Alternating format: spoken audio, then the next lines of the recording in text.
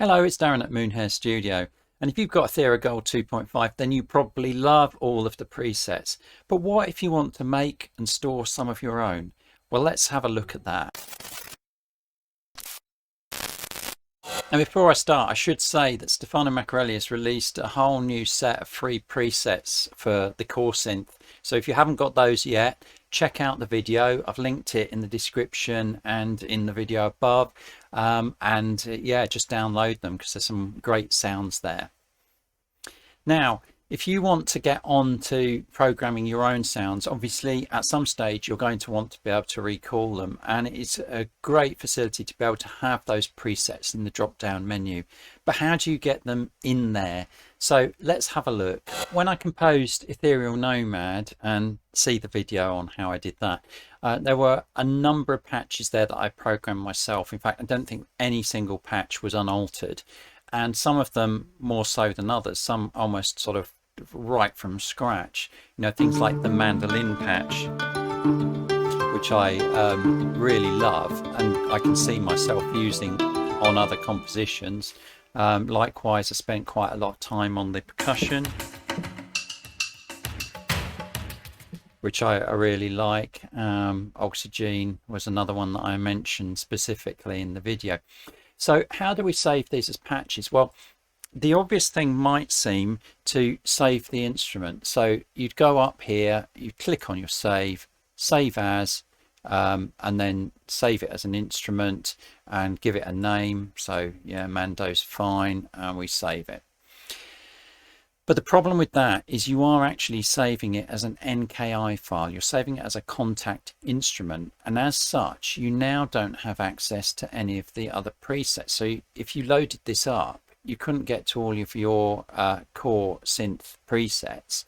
It's simply a standalone on its own, and you'd actually have to go back up into here and reload the core synth to be able to get to any of your other work.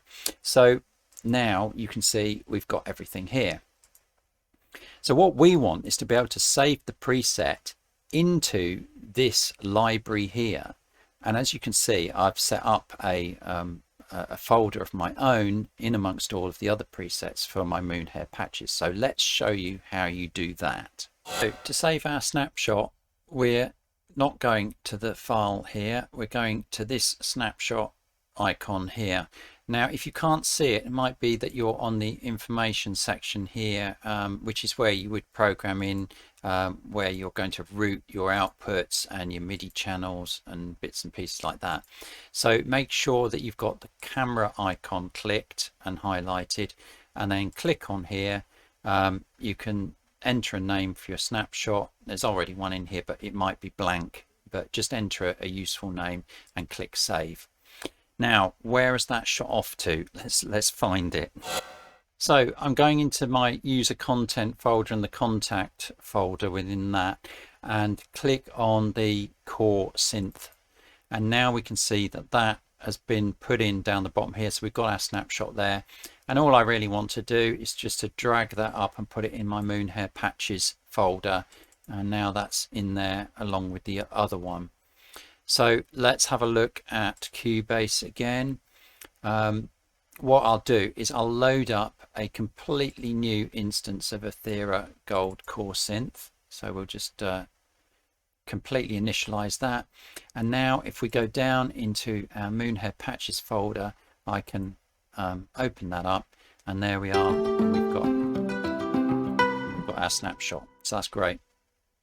The same would be true of other instruments. So let's have a look at the action synth. We'll go through the same process. We'll open it up, make sure that we're in the snapshot view, and just save a snapshot. Again, I've already named this one, but you might find that that's blank, but put the right name in there. Click save, and now let's have a look and see if we can find that one.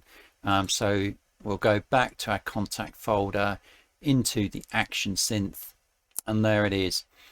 Now that will work in that location, but again, if you wanted to, you could either drag it into the the already existing folders, or you could create your own folder. So let's do another one, Moonhare, and I'll just pop it in there. Let's go back to here and just have a little look, and there it's already there. So I can just, you know, let's just load in a different patch. So that's fine, and then we'll go to our Moonhare one, reload the percussion, and there it is. So this is a great way to store all of your own presets, and I mean, you can use any file structure you like within those folders, or you could just put your patches into the ones that are already in there. You know, if you've come up with a loop, put it in, you know, with the ARP section of the presets that are already there. But yeah, build up your own libraries, because these are fantastic instruments to program, and certainly, you know, get into creating your own sounds, your own unique sounds, and maybe using the original presets as a starting point. If you don't want to, don't have to. There's loads there to use. So anyway, I hope you enjoyed that, and I'll see you on the next one.